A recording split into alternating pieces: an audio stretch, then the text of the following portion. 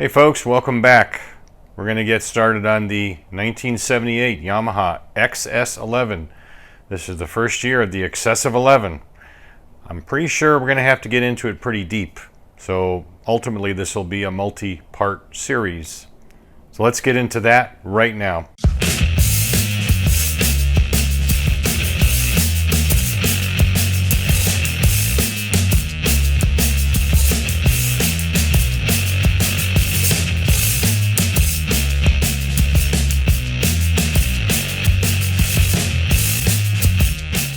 Alright, so as usual, when I take a project in, I always do a walk around. There's probably two reasons for that.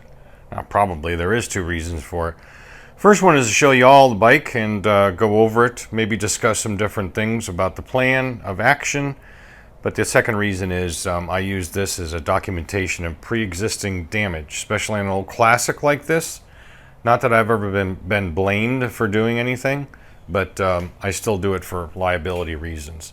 So we can see on the tank here we have a pretty big old, what does Mortsky call them? Whiskey dents? I don't know why he calls them that, but I don't drink, so this is just a dent.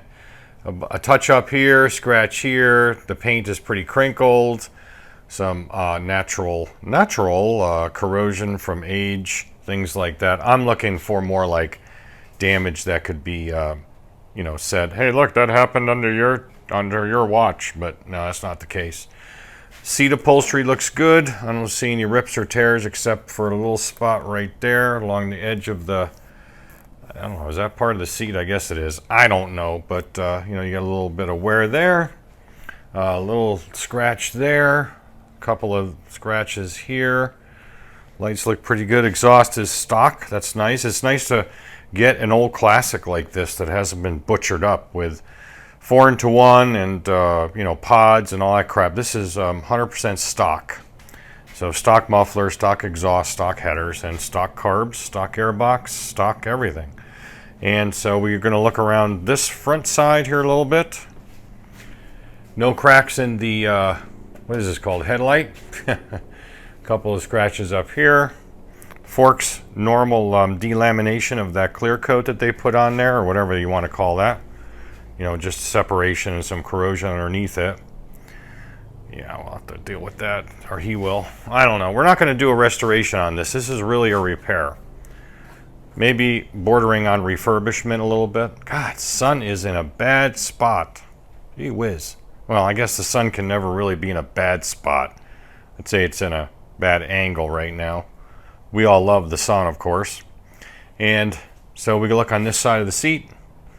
Seat's in really nice shape. I don't know if it's been reupholstered. Just, those couple little uh-ohs that I showed you.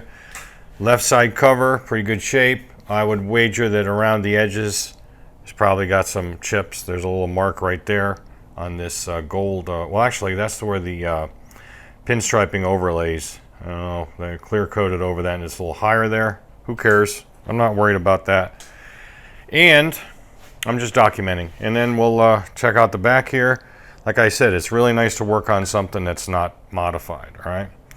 So overall, she looks pretty good. Let's talk about the mileage. It's got very low miles. What is that, 7167? Now, the 42 on trip meter is the sad part. And I feel real bad for my customer because he said that was reset when you first got this.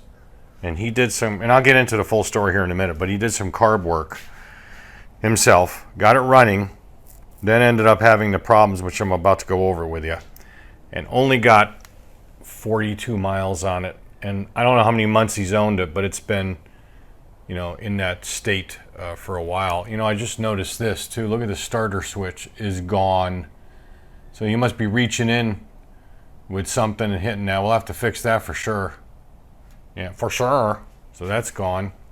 It's a button like this one for the horn. So we'll deal with that. But yeah. So anyway, let's get into the story then. I want to get out of the sunlight here where it's a little less, bright and shiny and blinding us, and we'll tell you the story. So this customer reached out to me a while back, I don't know, a month and a half ago or so, and of course I was in the middle of other things, and I was planning the Great Northeast Adventure, where the DOB came from, Dad's Old Bench, and other trips, like what turned out to be a disaster trip going up to Georgia and back, and then I was in the hospital, as you know, so we've had to put this off for a while, plus other work that I had in here. So we discussed it on the phone, and he told me a story on the phone and also in person, which I'll relay to you now. He said when he got this bike, again, it had carb issues. Now, he pulled the carbs off, and he has some sort of little portable, or not portable, but a small sandblast rig, and carbs are apparently pretty scrungy. And he cleaned them off real good. He did the insides, he rebuilt them, he reset them where you're supposed to reset them, and put them all back on and got it running, and everything was fine. And that's when he reset the trip meter up there, and he started riding it. So he took it down. He said he lives down south of me, and he said he went to a local Harley dealer, I think. I don't know if it was an event or something, or he just swung in there to kick tires. I don't know. And when he parked the bike, in other words, when he pulled up into a parking space, before he could really do anything else, the bike revved. I mean, it went like right up, like all of a sudden, like full throttle type thing. And naturally, it takes your brain like a split second to say, what the hell's going on? He reached up and turned the key off, and then restarted it apparently, and it was fine. And then he said, okay, well, it must have been an anomaly. He went inside, did whatever he was going to do. When he came out and he went to ride away, it wouldn't come out of first gear. So he's like, what the hell happened? So ultimately what he ended up doing was he watched some videos on YouTube he said the creators down in Australia, an XS11 expert, and got the tutelage necessary to dig into the transmission, and he actually suspended the bike up from the ceiling. I'm assuming he pulled the tank and emptied other fluid, you know, the oil and stuff, and pulled the exhaust, and then suspended it up in the air at a certain angle, like from the ceiling, like it's doing a perpetual wheelie, and pulled the sump pan. And apparently on these, and I'm not 100% familiar with them yet, but you can actually pull the transmission shafts out of the transmission without splitting the case. That's most likely because if you see up here, here's your case split between the two sides of it as far as the front crank area down here. But for the rear part of it, the case split is way up here. So it kind of angles down, and all that transmission stuff is below that. So apparently, and I was looking online this morning, apparently what you can do is you can pop a bearing out from the inside, and then it gives you room to pull the shaft, and then the shaft comes out. Anyway, the main transmission shaft, I don't know if Yamaha calls it a primary or a counter shaft or whatever, second gear was welded to the shaft. And he said he took the shaft apart, otherwise, you know, the gears that come off, and heated it, pressed it as best he could, brought it to a buddy's house that's got a press, and they pressed it so hard that it broke. I'm assuming he means it broke the gear. So the thing was welded to it. So he bought another engine, he said, and he harvested the transmission out of that engine, and he put all the transmission parts inside here, and it was all good. It ran. He said it was riding and shifting, but it was rough between first and second, which he didn't think it was smooth enough. He thought that there was still a problem in here, which there may be. I don't know. The other problem, we'll get back to that here in a minute. The other problem is, he said he believes it has a bad head gasket because he described it between 3 and 4. It blows smoke out between the cylinder head and the cylinder block. I guess that would be fairly indicative of a head gasket problem. I don't know if that's been doing that since day one. I think all this stuff started after that rev up thing. So anyway, I could not think of any scenario that would have caused all this until he got here and we were discussing it. And after asking him a bunch of questions and getting answers, I asked him if when he first ran this thing and after he did the carb work, was it possible that the carbs have overflowed, had overflowed rather, and that the oil was diluted with gas. And he said that is extremely possible. So my theory is that we had a lubricity issue with the oil because it had a bunch of gas in it. And when it revved up, and I still don't know the cause of that, when it revved up, it essentially was driving, you know, a lot of the transmission gears spin, they're just not cogged together, of course, when it's in neutral, and it just happened to spin so hard and with very little lubricity, it seized that gear to the shaft, number one. Number two is, I think it overheated it because of the lack of lubricity, and I think that it either warped the head or otherwise damaged the head surface or the head gasket or all of the above. So that leads me back to the transmission and the shifting issues. He said that, of course, he replaced all of the transmission parts, and I believe that it's probably not the transmission that's causing this, because between first and second is really classically a clutch problem, and I think because of all that garbage in the oil and the issues he had, he very well could have smoked the clutch plates, the metals could be worn, or I should say the steel plates could be, not worn, warped. The friction material could be swelled up. It could be dragging. You know, it may not be a full disengagement as, you know, the way the Yamaha and Imagineers just, you know, wanted it done. And so we're going to rule that out first before tearing into any other transmission stuff. So we're going to obviously be doing a couple other small things on this, like the, you know, the push to start switch and things like that. But the main objective here is number one, we're going to deal with the engine issue, because I can't diagnose the transmission issue until I do an engine issue, all right, and get it running properly. When this thing's on the center stand and you run it through the gears by manipulating the rear wheel, it feels fine. It goes through all 5 gears, up and down, no problem, no hanging up. The lever works fine. It feels like the shifter drum is fine. But he says when it's running, it's hard to get between first and second. And again, that really leads me back here, all right? So that's what we're going to do first. We're going to work on the engine stuff first. Later on, we'll deal with that, because I can't really do this before that. I don't really have the symptoms. I have to generate the symptoms, and I don't want to run it right now because of the way it is, what he's describing as how it's behaving. So with any project, I always start at the basics, and this is a recommendation I can give you. Always start at the basics. If you're unfamiliar with a bike, and I'm unfamiliar with not only this individual bike, but I've never worked on an XS11 before, but it is an across the frame 4, so it's pretty similar in a lot of ways as other ones. I always start with the same basic tests, and it involves a little bit of disassembly. We're going to pull the seat, we're going to pull the tank, get it all out of the way, pull the side covers, and we're going to go ahead and do a compression test first. I want to see where the compression is. I want to see if we can see anything or hear anything under a compression test scenario coming out in that head. I don't know if it's the head combustion chamber itself pushing out, or the exhaust valve area. Maybe there's a crack in the head. Who knows? So we're going to do a compression test. May do a leak down test, but it may prove unnecessary based on the results of that. Then we're going to scope the bores and then take a look at each one with the scope. With the dangly bit, and get down there and take a look at them. So those are the first 2 things we're going to do to get a baseline. Then we'll make a decision on where to go from there. Now, of course, before I do a comp test, I always really like to pull the carbs off. I don't like the idea of just opening the throttle up, because sometimes if you have full float bowls, you can actually induce some fuel in there and maybe skew your results a little bit. So I'll probably end up pulling the carbs too. He just slipped them back in here. The band clamps aren't even on because they were off. When he sent me the photos of this, I asked for some photos. So I said, make sure you include the carbs. He said, yeah, I stuck them back in. So we'll go ahead and pull the carbs off, the tank, the seat, and we'll do those tests. So I just kind of wanted to go over how I do it, because I want to establish a baseline. Always start at the ground level, the base level, and then work my way up. Or in this case, you might flip it around and go start at the top and work your way down, because we don't want to necessarily start tearing into something we don't have to.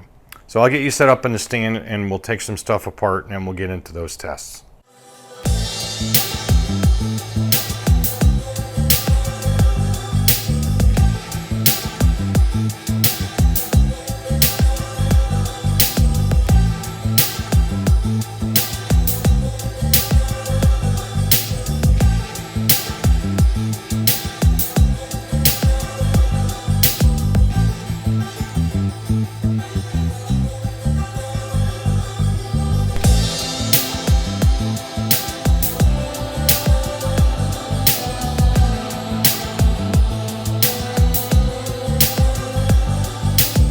There's no way this is right.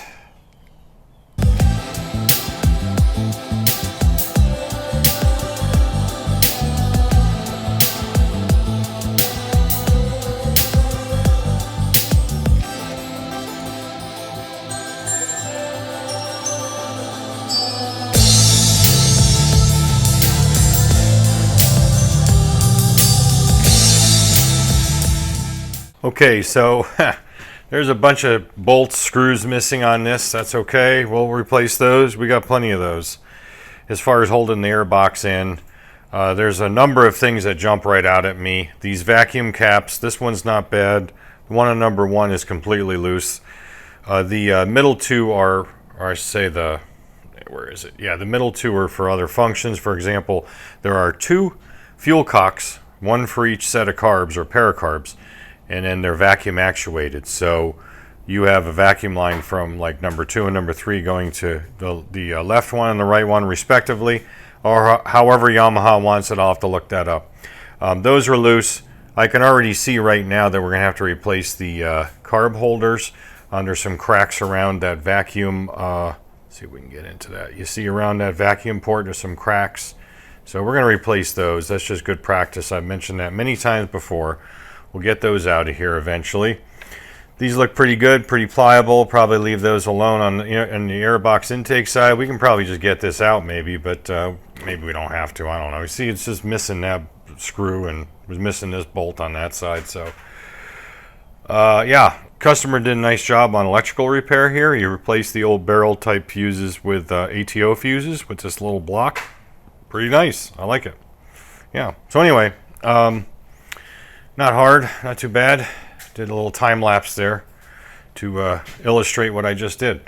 Next step, back in the stand for you, and then we'll pull the spark plugs out, and make sure we got some bateria voltage, and we'll get the comp tester out and see where we're at on each cylinder and document such. All right, we had somebody pull up for some other business, so I'm going to get back to this. Pulled spark plugs number 4 and 3 out. I'm starting from the right side, of course, and going left. I'm pretty sure Yamaha does it that way. 1, 2, 3, 4 from the left to the right. And I'm marking these because I want to kind of keep track to how they are burning. Here's number 4, number 3. Well, there's the answer to your question right there. They are labeled. I should have looked at that before. I sounded like an idiot. 1, 2, and 3, and 4. Yeah, doy. Yeah, okay. So when in doubt, read the instructions. Number 2. Well, that's not good. We'll have to fix that. And number 1. They're all about the same. They're all a little bit wet. They smell oily. So there you go. Yeah. So all these are fouled, and looks like they're oil fouled, to be honest with you. So there's another indication of where we're going to have to go with this. Yeah. Never know though. Maybe it's valve stem seals. Who knows? You know, we're not gonna think it's something that it's not at this point. So, all right, let me get you reset up in a better location, and then we'll get the compression tester. I gotta make sure we got bateria voltage and current over there, or we'll jump it. You said jump, and then we'll crank it over and see what our comp is. All right, folks, we're going to do number 1, but since that starter button is bad, I'm going to go right to the solenoid, and I wasn't sure. There's 2 wires here. There's a red with a white and a blue with a yellow, so I looked it up in the circuits manual, and the blue with the yellow is the trigger. I also disconnected the igniter just in case I touch something I'm not supposed to touch here. I don't want to fry that, so that's just unplugged. I don't want any spark anyway, so we're going to go ahead and see what number 1 is. Hopefully you can see that gauge all right. See where we're at. Here we go. Contact.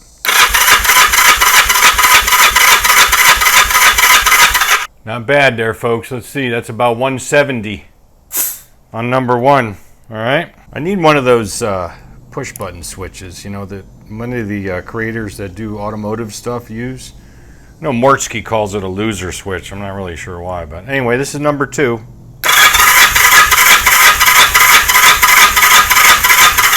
Wow, 175, very close to 180. I'm going to call it 175. Cylinder numero trace, 3rd or 3.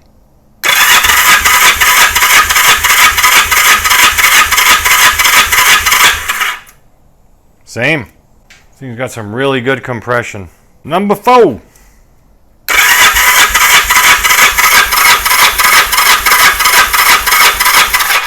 Wow, that was at 200, almost 200 psi. That can't be right. Holy cow. Well, I think there's some oil or something in the cylinders. I mean, that is an awfully high compression. Let me go look at the service manual and see what the normal compression is supposed to be. That seems awfully high, but wouldn't be out of the ordinary if there was some sort of oil in the cylinders. And where those plugs looked, I don't know. But, you know, I don't want to get any predetermined notion in my head at this point. So I'm going to keep an open mind. Let me go see what it's supposed to be. Standard compression on the high side is 156 psi according to the service manual. I've tested this one already. It's 185 with this other gauge. I did a second test here. I want to verify with a second gauge. Let's show you what I got.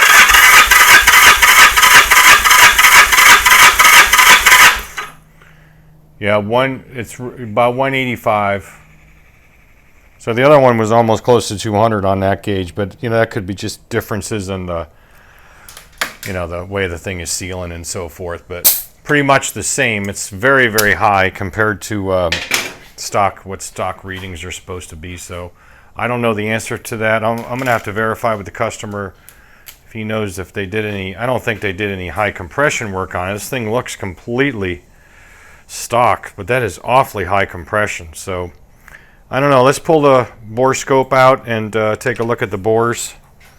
I wish we had the kickstart down here, because that'd make things a lot easier to move this thing around to get the pistons down to bottom dead center on each one. I'm not really sure how to do that by hand here, besides using the Kickstarter, like which cover to pull off to bar this thing around. I really don't want to start taking stuff apart that I don't need to, so we'll just bump it around with the starter when we go from cylinder to cylinder. Since we're here already, let's just start with number 4. And there's a lot of wetness in here. Whoops. So, you know, usually wet is good, but not in this situation. So we got to figure out why the comp is so high. The way those plugs looked, they sure look a little oily, a lot oily. So this is number, what, 4? So we're dealing with the same plug in the same cylinder. They smell oily, so I got a feeling that the top end is pissing oil down into the cylinder. He didn't say anything about it smoking except out the exhaust. But hear me out here. What if you had no problem with the head other than the seals, the valve stem seals?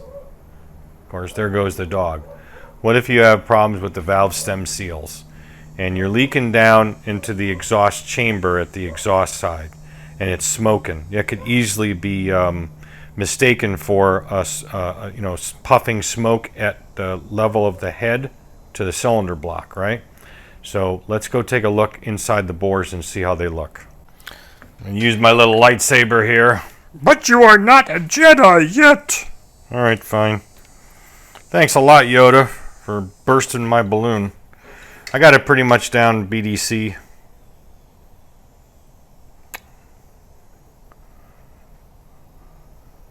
Man, there is some wetness in there, folks. Look at that. Look at this. On the side of the cylinder. Look at all that oil. You can see it running down. Looks like fingers. What in the hell is going on in there? Look at this. This thing is just...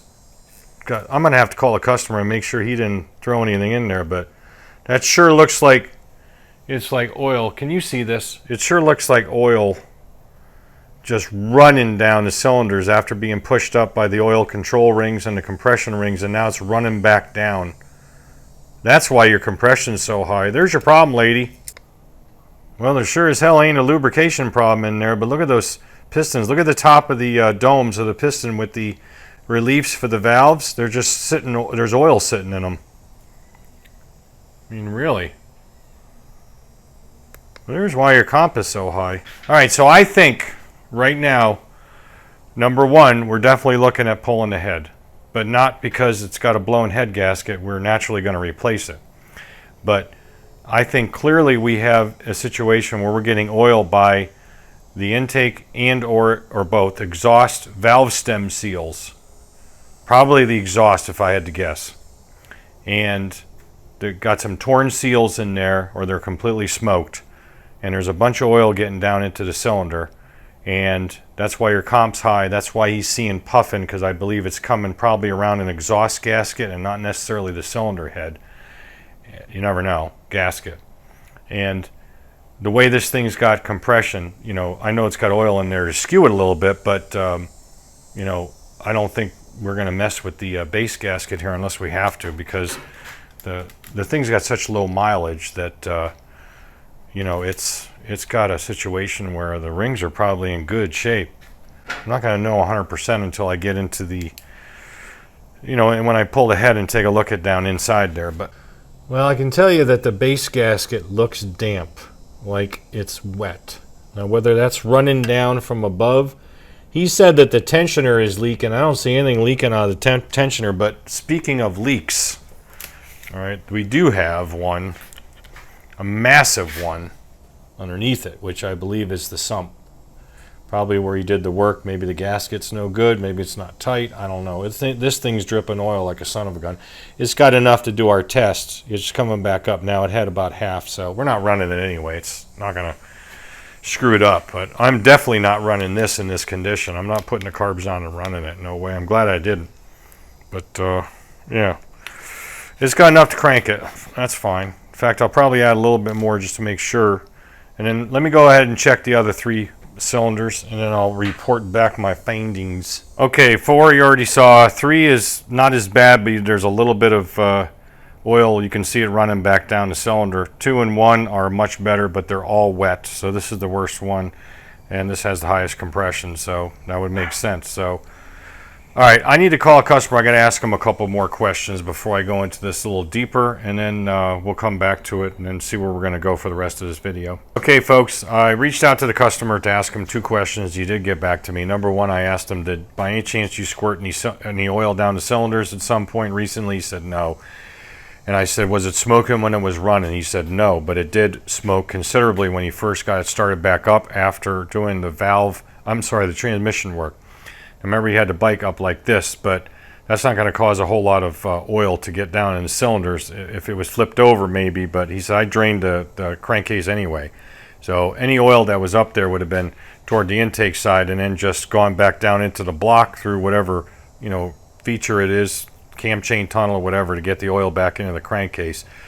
And certainly wouldn't spill over into the cylinders unless we have an issue with the valve stem seals.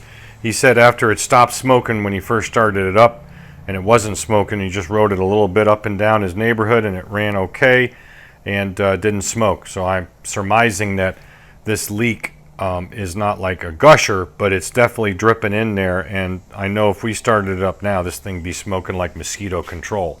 So I talked to him, I told him what my theory was, which I've already shared with you in regards to the valve stem seals. So like I said to him, I'm going to tell you now, we're going to pull the exhaust. We're going to look up in there and kind of confirm our suspicions, at least on the exhaust side. He okayed pulling the cylinder head, but not the cylinder block. I said, we may not need to do it. I said, but if we do it, it's considerably more work and expensive. I don't suspect that the cylinder base gasket is leaking. I know really that's the proper way to do this, but he doesn't want to do that, and I support his decision at this point because I'm not going to fix what ain't broke. I know there's a problem up here. This is completely unknown, and there's no indication of any problem.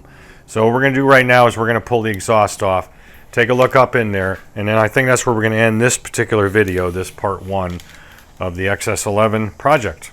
So let's go ahead and get that done.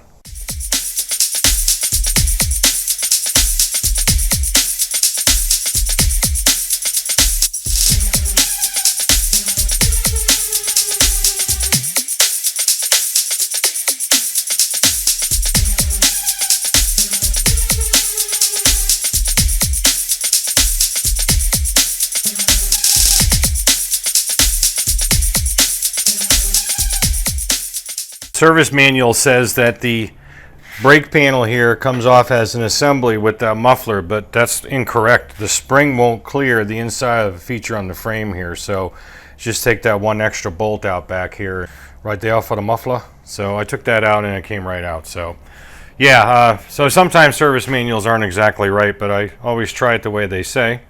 So at least we got one off. Let's go take a look in that exhaust. All that oil in there, most likely, since the stem of the valve is all wet, it's got to be where it's coming from, and the exhaust is all wet. You see that? Doesn't smell a lick like fuel. That's all oil. When I've seen this before, it has always been a valve stem seal issue. So that's that pretty much confirms it. Number 3, which isn't quite as bad, but you can see all that wetness and that oil in there. Yeah. I have a hard time believing that this thing wasn't burning any oil and smoking. I really have a hard time believing that, but perhaps at higher RPMs not, but it's certainly at lower RPMs where the vacuum is higher, and maybe after startup. Well, that's usually on the intake side, but still, I still could be having some over there. Actually, we have that open. We could look at that now, couldn't we? Maybe. Be easier without the carb holders on, but see what we can see. Well, that's pretty dry, isn't it? Yeah, so I would say we're looking at exhaust side. I mean, I can't think of any other way that that would be getting in there. It has to be an exhaust gasket seal, or I'm sorry, an exhaust stem seal, valve seal. Every time I've seen it, that's been the case. It's the exact scenario. Unless there's a crack in the head, and I seriously doubt all 4 of them are cracked, so it's got to be that. All right, I'm going to off camera get the other side off. We'll do a little closeout summary, and then this will be it on this video. Number 2. And you can see, zoom up a bit, you can see similar findings. That's not all fuel, that's oil. Number 1 is probably the best, and that kind of relates to the way not only the plugs look, but you know, the compression seem to be lowest, at least on this side, but there's oil in all 4 of them. So like I said, I don't see any other causation for that, and it's definitely something we got to fix. All right, folks, that does it on video number 1 for the XS11 project. How many there will be, I do not know. What I do know is what we're going to do in the next video. That is, number 1, we're going to pull the cylinder head covers, we're going to pull the cylinder head, get it up on top dead center, of course, do all that stuff first. Even if the service manual has it backwards, we know what's forwards. Yeah, so we're going to do it right. We're going to do it per the book, and we're going to follow the procedure, because I don't like screwing customers' bikes up. And that's a no-no.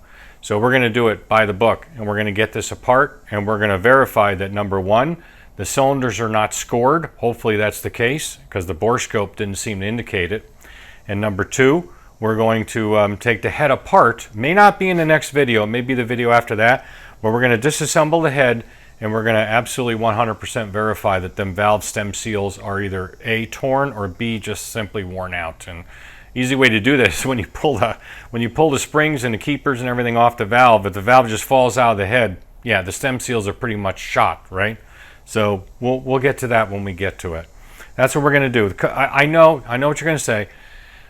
The right way to do it would be to pull the cylinder block rather, and do the base gasket. But if we do that, we're going to have to run a hone, maybe even put rings in it so they reseat. I mean, we're getting into a can of worms there. The customer does not want to do that. I support that decision at this point because we don't have any evidence that that's a problem. We're not going to fix what ain't broke. So we're going to fix what is broke. And right now, that's what we believe is broke. May change, who knows? If it does, you'll be the first to know. Well, maybe the second. I'll probably talk to the customer. Good idea, right? So if you like what you saw, ring the bell, subscribe, share the video, like the video, and you get notified when I put more junk up like this in the future, right? So till then, don't just repair, restore. Thanks for watching. Catch you on the next video.